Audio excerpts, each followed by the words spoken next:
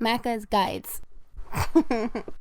Hey guys, Macca here, playing Ori in the Will of the Wisps, showing you how to get the Untouchable achievement for defeating Mora without taking any damage. Now I'm going to start off the video by describing every way you can make the boss battle easier with preparation.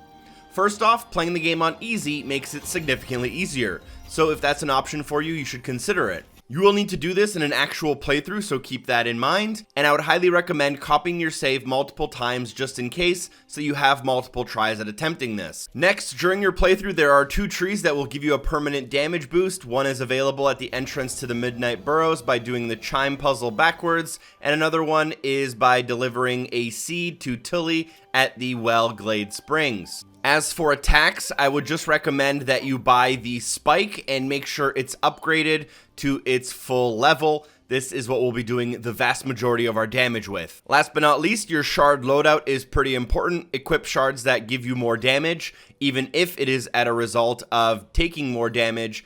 And you'll also need a lot of energy, so equip anything that gives you energy cells or allows you to use energy at a lower cost.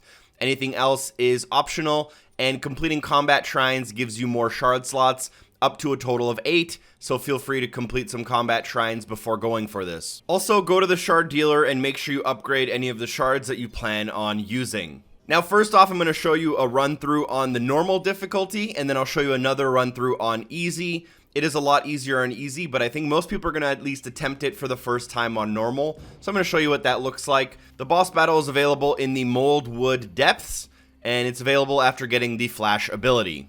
Next, you'll work your way to the actual boss room. It'll start a small cutscene. If you do get hit, feel free to practice through a little bit, but I would recommend abandoning the challenge before the boss battle finishes, just to make sure you don't overwrite your save with a successful run.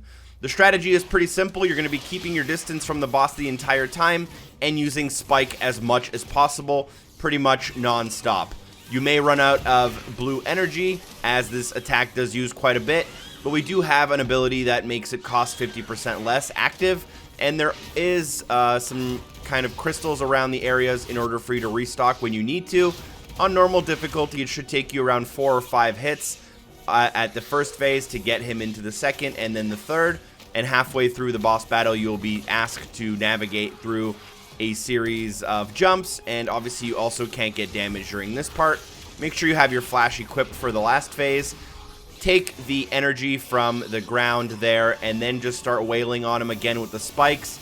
You'll have to dodge some attacks here, so make sure you have your dash ready. Some double jumps here and there. Make sure you go under him when you can.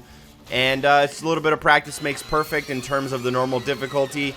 You can try to feel free to get a little bit lucky and do some extra damage on a couple of hits, but you really just want to keep your distance and try to learn his attacks ahead of time, or her attacks ahead of time.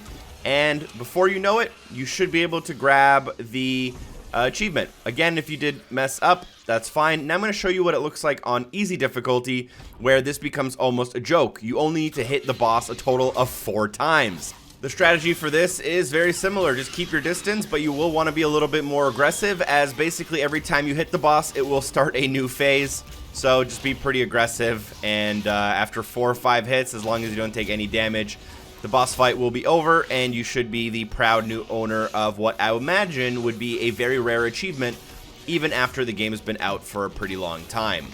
Hopefully this video was helpful for you. Make sure to comment, like, and subscribe. Again, playing on easy, making sure you have all those shards equipped, making sure you have the ability trees, making sure you're using spike on the easy difficulty is going to make this thing a breeze. Everything you don't do makes it a little bit harder, but not impossible, as I did show you what it looks like even on the normal difficulty. Hopefully you guys enjoyed the video. Make sure you drop a like, share the video with a friend. Feel free to use those tips and tricks. A special thank you to everyone on Patreon for supporting the show. Shout out to 00, and I'll see you soon. Peace.